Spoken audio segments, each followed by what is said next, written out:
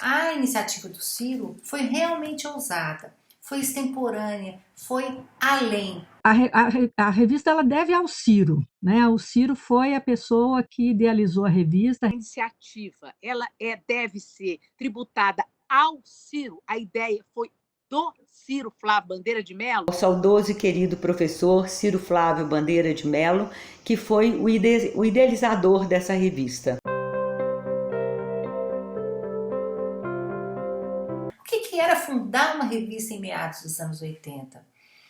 Olha, havia poucas revistas no UFMG e as revistas da área de outras áreas. E na revista da área de História havia nacionalmente mais destacadas duas. A revista de História da USP, que foi fundada em 1950, e a Revista Brasileira de História foi fundada em 1981. Havia de história, havia a revista de história da USP, né?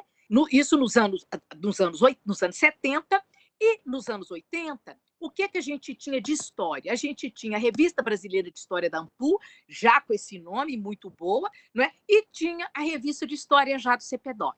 A ideia, inclusive, de fazer uma revista, naquele momento, ela tinha duas, eu acho, pelo menos era a minha percepção. Primeiro, era, de uma certa maneira, no geral, as revistas elas eram uma espécie de área de repercussão do que se discutia na conjuntura, porque o debate sobre a conjuntura naqueles anos, nos anos 70 e no entrada dos anos 80, era muito grande, era muito motivador. Então, os trabalhos passavam muito pela história social, não é? Havia uma recuperação dos temas de história social e havia, sobretudo, essa busca de compreensão também havia um grande estímulo para se pensar de uma outra maneira a história política já, né? Então, isto era algo muito importante, que as revistas, elas, de uma certa forma, eram uma espécie de caixa de ressonância disso. Ao longo do ano de 1984, o Ciro nos chamou e disse o seguinte: olha, a gente precisa criar uma revista aqui do departamento. O departamento ingressava naquele momento num processo de mudança, né? Ele começava a deixar de ser um departamento exclusivamente voltado para a formação de professores do ensino fundamental e médio de história, para ser também um departamento mais acadêmico, né, de perfil mais acadêmico, e nós já estávamos pensando na criação do mestrado.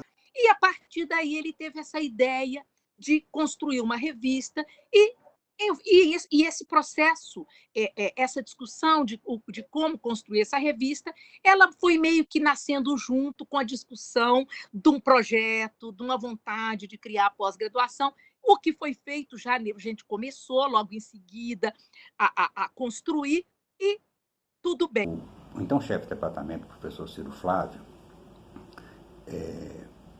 resolveu lançar um projeto, elaborou um projeto de lançar uma revista acadêmica do Departamento de História, né?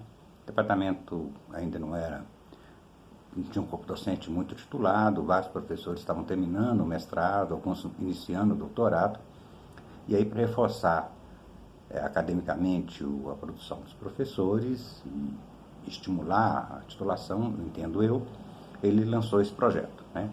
A revista do departamento. E, numa estratégia de envolver o corpo discente, foi feito um concurso. O nome da revista é definido a partir da contribuição discente, que todos os alunos poderiam sugerir o nome, e aquele nome escolhido, o autor daquele nome escolhido, aquela sugestão que fosse aprovada, ganharia 4 volumes da História Geral do Marxismo, que até então havia sido publicada. E o Ciro, ele resolveu fazer um concurso para escolher um nome. Eu não lembro agora de todos os nomes que apareceram. E acabou que os alunos também propuseram. E nós tínhamos, para você ter ideia, o grupo de alunos que nós tínhamos naqueles anos, só para você ter ideia, entre parte desses alunos, vários são hoje professores do departamento, não é? Então, eu lembraria do Rodrigo, do João Furtado, da Regina, da Betânia, do Eduardo, do Luiz Arnaud, todos eles eram alunos nessa ocasião. Ele lançou um desafio entre os alunos para a escolha do título. E nós participamos, cada um pensou no número mais esdrúxulo, mais exótico, mais complicado, longos, né? Títulos cabeça. E o meu colega, José Raimundo Cardoso Filho, que infelizmente faleceu no ano passado, ele sabia que o fácil é o certo. E ele escreveu, né, no concurso com o título Revista do Departamento de História. E ele ganhou. Mas, em todo caso, ele resolveu apresentar essa sugestão e apresentou. Teve a reunião de Câmara e, dentre as várias propostas que foram feitas, a proposta aprovada, para surpresa minha e de várias pessoas, foi a proposta do Zé Raimundo, né? Aquele nome, descrição, acabou sendo aprovado como nome da revista. Então, a revista do Departamento de História chamaria Revista do Departamento de História da FMG, o que é no mínimo engraçado. Passado alguns anos, o José Raimundo reorganizando a sua biblioteca, e aí ele resolveu se desfazer desses 4 volumes, porque ele tinha decidido que não iria ser professor de história, não ia se envolver com história, ele já tinha um emprego estável, então ele resolveu desfazer. E acho que de tanto eu fazer piadinha e comentário jocoso sobre a história de como esses livros foram parar na estante dele, ele acabou por me presentear esses volumes, né? Então, no frigir dos ovos, apesar de eu não ter sido o autor da sugestão aprovada, não ter sido responsável pelo nome da revista do Departamento de História, eu acabei ficando com os 4 volumes, que era o prêmio para quem tivesse a sugestão aprovada. A revista inicialmente tinha uma ambição muito pequena, ela chamava Revista do Departamento de História, ela não chamava ainda Var História, e ela pretendia mesmo dar visibilidade aos trabalhos de professores, alunos. O departamento de História ainda era um departamento que nem tinha pós-graduação, então a gente só tinha graduação. Essa revista, eu tenho aqui o primeiro número dela, né? E ele tem características muito interessantes, né? Ela, em primeiro lugar, é uma revista que tem 9 artigos, sendo 7 escritos por professores da casa. E ela tem um conselho editorial que também é totalmente interno, endógeno, né? Composto de 7 professores da casa. E a verba para a edição dessa revista, ela veio de um lado da Fafiche, da diretoria da Fafiche, e de outro, ela veio de 3 empresas de amigos, de 3 empresas belo-horizontinas, de amigos de Ciro. Era muito difícil manter uma revista, porque havia a questão financeira. E aí o Ciro, de novo, foi genial. Por quê? Porque o Ciro teve a ideia de vender espaço de anúncio na revista. Então, se você pegar o primeiro número da Var História, quer dizer, ele buscou recursos institucionalmente na direção da Fafiche, e obteve tudo mais. Então, o Ciro buscou essas colaborações, não era propriamente abertura, espaço para anunciantes, mas ele buscou apoios e colocava a logozinha dessas empresas em lugares na revista. Por que eu estou dizendo tudo isso? É porque é muito interessante a gente perceber a dificuldade que era de se criar uma revista naquele momento. Como não tínhamos um programa, não tínhamos financiamento, nem da CAPES, nem do CNPq, né, para poder criarmos uma revista. Ele equilibrava muito bem, eu acho, equilibrava a produção dos professores, digamos, mais sênior, que na ocasião era a Maria Efigênia Lage Rezende, era o Daniel Vale Ribeiro, não é? E pessoas que, historicamente, no departamento, sem desmerecer ninguém, e haviam outras iniciativas também, mas, sobretudo, eles eram, digamos, aquelas pessoas mais comprometidas com a questão da pesquisa, né?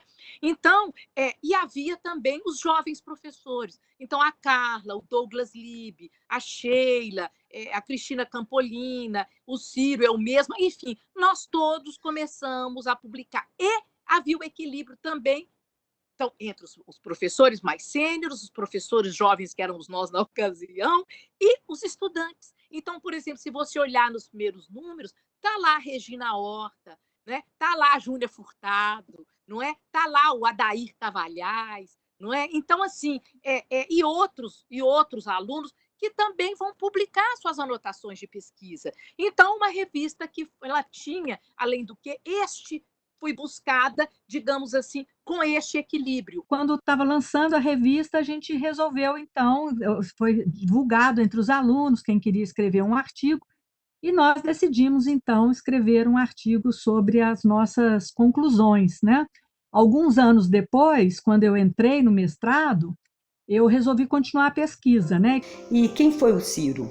Né? O Ciro foi uma pessoa muito querida de todos nós e uma das pessoas mais cultas que eu já conheci. Ele tinha grande sensibilidade para o pensamento histórico e historiográfico, né? Era uma referência para muitos de nós, né? Eu me lembro que a gente escrevia textos e pedia para ele fazer a leitura crítica, tal era a confiança que a gente tinha nos conhecimentos de Ciro. Ele era formado em Direito pela UFMG, mas um apaixonado, na realidade, pela história. Então, ele tinha o curso de Direito e foi feito na UFMG. Eu me lembro do concurso do Ciro. Então, o concurso do Ciro, ele trabalhava em outros lugares, dava aula já em outros lugares. Pelo dia, ele resolveu ir para a UFMG. E ele fez um concurso, que é um concurso que eu considero inesquecível, e o Ciro, então, entrou para uma vaga para ser professor de História da América. Então, ele era um professor de História da América e ele fez o mestrado na Unicamp, nas primeiras turmas da Unicamp. Né? E, além disso, uma curiosidade, o Ciro, ele era também um grande conhecedor de música, de jazz. Ele conhecia jazz profundamente.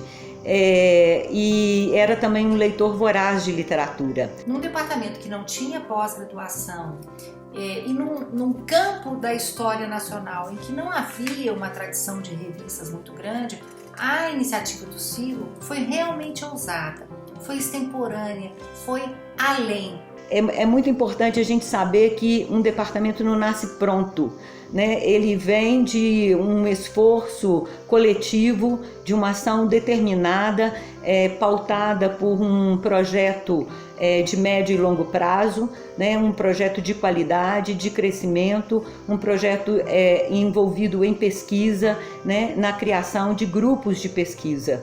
E então, assim, se eu posso fazer uma homenagem ao Ciro, é dizer que todo esse processo, ele que levou 35 anos, ele começa ali, com a ideia da revista, né? E Ciro tinha essa ideia de que as universidades devem ser um espaço de produção de conhecimento e de um conhecimento que só faz sentido se ele transcender os muros da própria universidade, né? E contribuir para a formação de profissionais críticos, humanitários, né? E que comprometidos com um projeto de país menos desigual, um país que combata o racismo, né? Um país que faça do conhecimento, né, um espaço, um trampolim para uma utopia não só da vida universitária,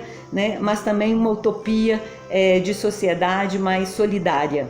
Ciro Flávio foi um fundador da revista que trabalhou arduamente nesse projeto, nesse sonho, né, de fundar uma revista. Eu creio que a universidade ela tem que ser muito cuidadosa em se lembrar e honrar as pessoas que trabalharam por ela, que se empenharam pela universidade, que vestiram a camisa da instituição. Eu acho muito triste que pessoas assim caiam no esquecimento. Elas devem ser lembradas. Elas devem sair da zona de obscuridade que o tempo acaba castigando a nossa vida e relega essas pessoas a uma zona de esquecimento. E nós temos que trazê-las pelo elogio, pela nomeação, pela palavra, né? Assim como os mestres da verdade na Grécia arcaica, trazê-los, né, de novo à luz, para as pessoas se lembrarem, né, para que eles não caiam no esquecimento. Se o departamento de História não souber preservar o seu passado, né, e honrar, né, e honrar as pessoas que fizeram parte dessa instituição, o que será de nosso futuro?